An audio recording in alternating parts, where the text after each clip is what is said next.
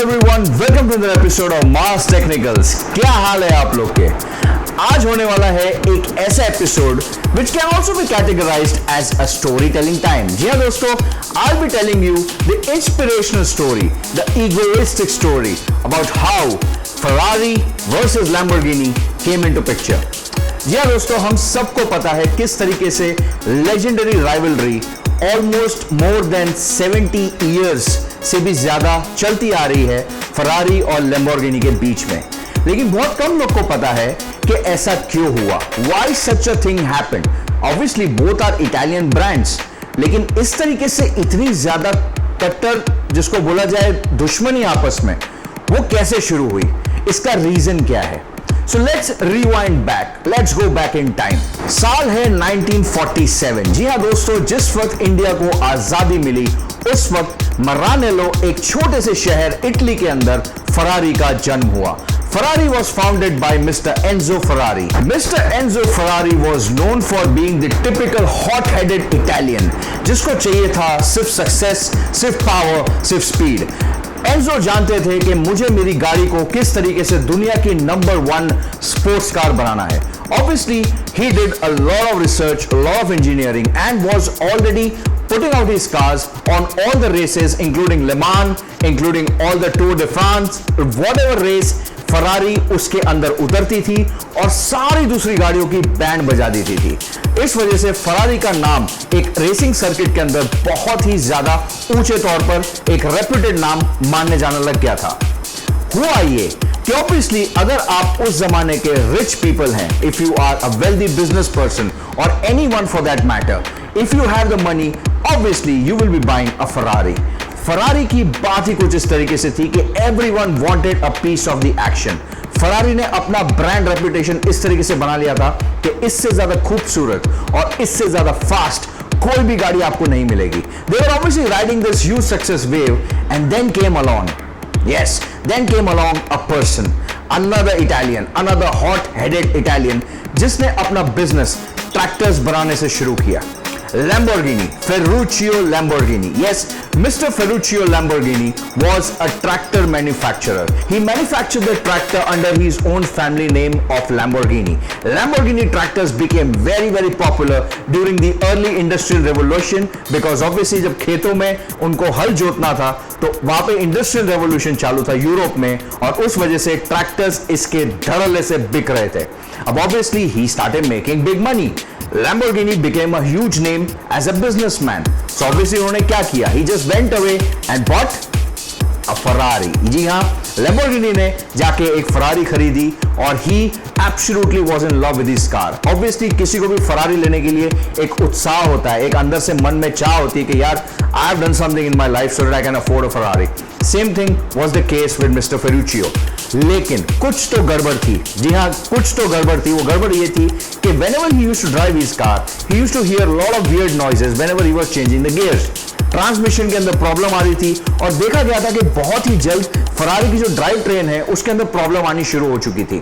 He was very upset with the performance of the car.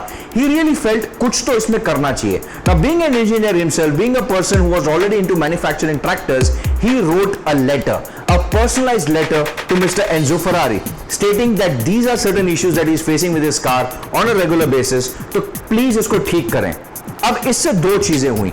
पहला, अगर Ferrari Enzo थोड़ा सा शांत रह के अपने मन को शांत रखकर ये लेटर का प्यार से जवाब देते या अपनी गाड़ियों में थोड़ा फेरबदल कर लेते तो शायद कभी लैम्बोर्गिनी बन ही नहीं सकती थी।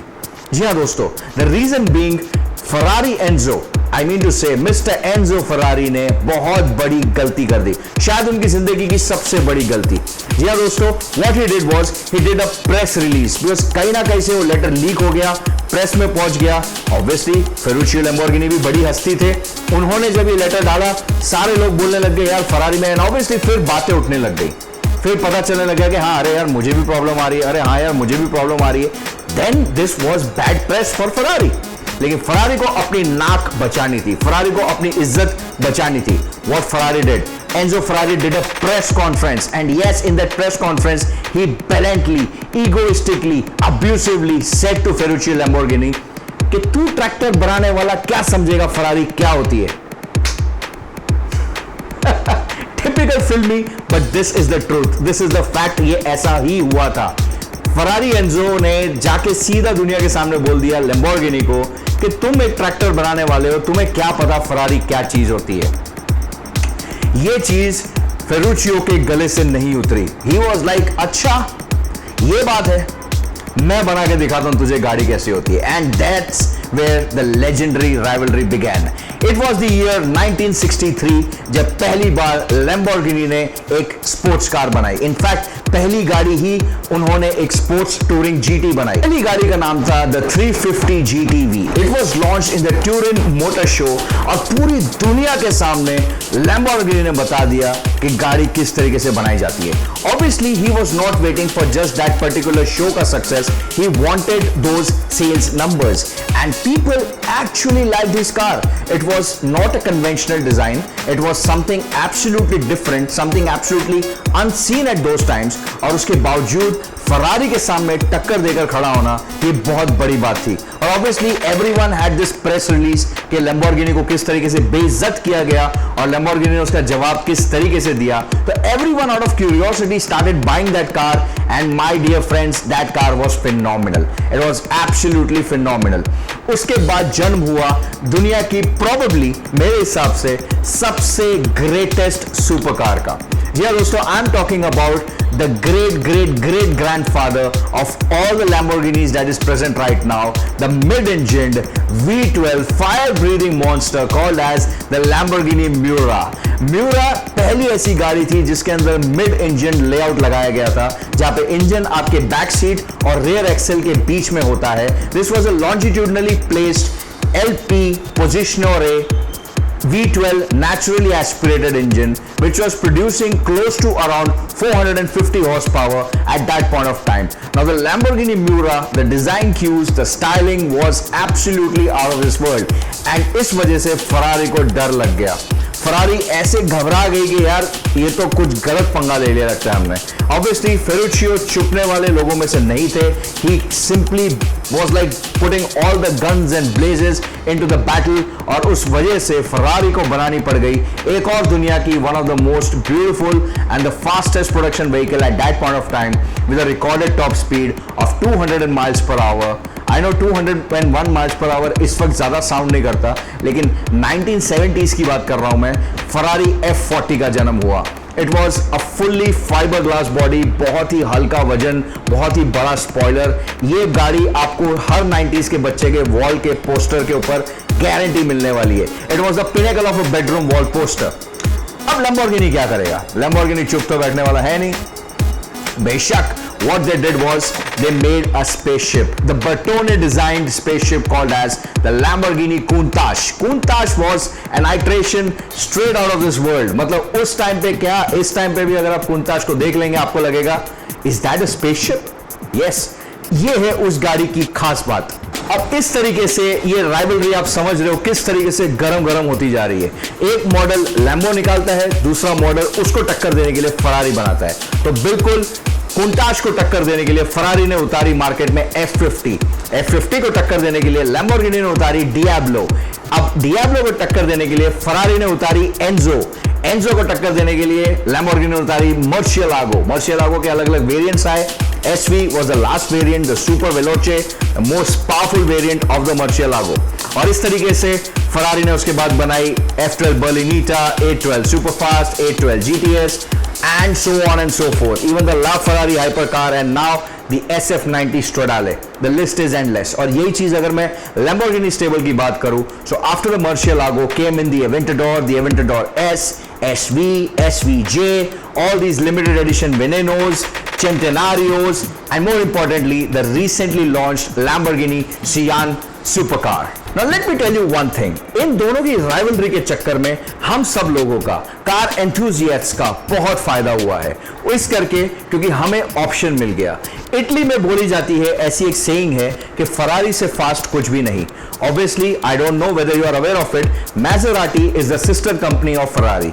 मैसेराटी की जितनी भी हाई एंड गाड़ियां होती हैं उन सब के अंदर फरारी का ही इंजन लगा होता है, लेकिन just because of that respect, just because of that brand value of a Ferrari, उसके इंजन को डी ट्यून किया जाता है so that it is not faster than the Ferrari. ये पक्की बात है, that is a fact. But again Lamborghini straight out of Italy, Ferrari के बगल में खड़े होके उसने ऐसा डंका बजाया पूरी दुनिया में कि सब लैम्बोर्गिनी के दीवाने हैं। So this rivalry is legendary.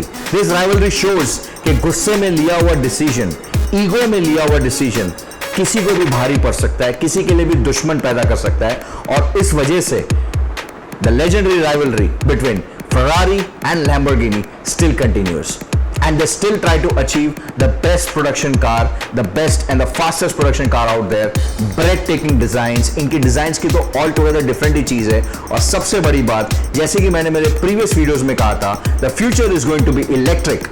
All these cars are now being shifted to hybrid electric motors. The LaFerrari was the first hypercar to incorporate an electronic assist. Even though it was not a fully EV functioning car, it was still having an EV assist with all those high voltage batteries surging in power through the Curse Formula One system, which made the LaFerrari close to 1,000 horsepower. Then came in the McLaren P1, then came in the Porsche 918 Spider. All this is part of the holy car trinity, hyper trinity. I'm not going to get into that. What more important is the recent car, the SF90 Stradale, features an electric motor, a standalone EV mode, more than 1,000 horsepower, and in comparison, Lamborghini has put up something called as superconductors. It gives you instantaneous power all round the clock, throughout whenever you want to pull out that acceleration, and it is bonkers. So दोनों गाड़ियों ने अपने अपने हिसाब से technologically बहुत गाड़ियां superior बनाई हैं, एडवांसमेंट्स होती रहती हैं, they are giving the best to their consumers, and obviously we are the ones who are benefiting out of it. So I really hope ये टेक्निकल एपिसोड आपको अच्छा लगा हो। इसमें थोड़ी स्टोरी टेलिंग थी, मुझे ये डेफिनेटली आप लोगों को बताना भी जरूरी था कि why Ferrari and Lamborghini have this particular rivalry. It was quite interesting. मुझे तो बहुत पसंद आया। अगर आपको पसंद आया तो please hit that like button. नए हैं तो आपको पता ही है क्या करना है, सब्सक्राइब कर देना है और बेल आइकॉन को जरूर दबाना है, so that you can be notified whenever Mars Technicals uploads a new video. So this is Arpit Handa signing off. I'll see you very soon. Always wear a seat belt. Always wear your helmet when you ride your bike. And most importantly, stay safe. Take care. Bye bye.